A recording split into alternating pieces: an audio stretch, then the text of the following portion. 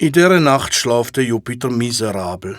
Er träumt von Käfern, die ihn angreifen und von einem Ungeheuer. Er träumt, dass ihm viele schlimme Sachen passieren. Aber niemand glaubt ihm.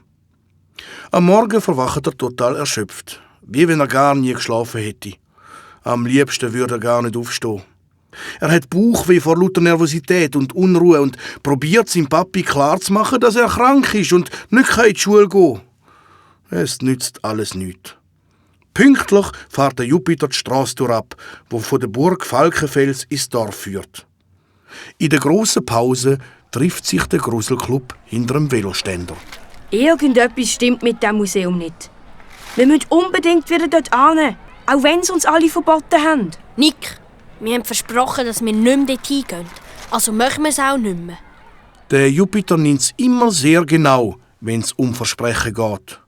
Enttäuscht über seine Sturheit gehen Vicky und der Nick nach der Pause zurück in ihr Schulzimmer.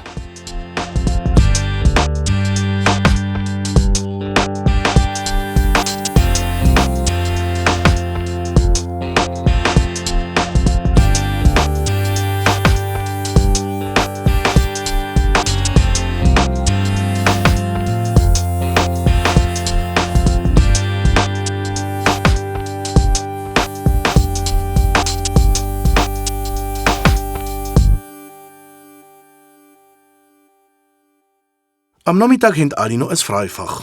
Die Vicky ist im Töpferkurs, der Nick in der Theatergruppe und der Jupiter im Astronomiekurs.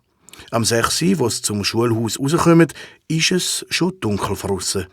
Sie laufen der Hauptstrasse entlang und kommen so natürlich auch am Hornmeier-Museum vorbei. Plötzlich schiesst etwas wie ein dunkler Pfeil auf den Jupiter los. Es ist der Cox. Was machst denn du da? Du fliegst doch fast nie so weit weg von daheim und schon gar nicht bei solchem Wetter. Was ist los? Der Cox krächzt aufgeregt. Er fliegt mit kräftigen Flügelschlägen in Richtung Museum und kommt wieder zurück. Die Tore vom Museum sind offen, obwohl es eigentlich schon längst zu sein. Raus kommt ein orangiges Licht. Wieder fliegt der Cox los. Cox! Halt! Nein! Geh nicht dort rein! Aber es ist spät. Der Cox verschwindet im Museum. Los, kommt! Wir müssen den Cox rausholen. Das ist ein Notfall. Jetzt dürft ihr das Versprechen brechen. Die Gruselklüppler gehen durchs grosse offene Tor. In der riesigen Haupthalle bleiben sie nahe beieinander stehen. Niemand wird es jemals zugeben, aber allen schlägt das Herz bis zum Hals uhr. Es ist ganz still im Museum. Wo ist echt der Cox hin? Irgendetwas stimmt da nicht.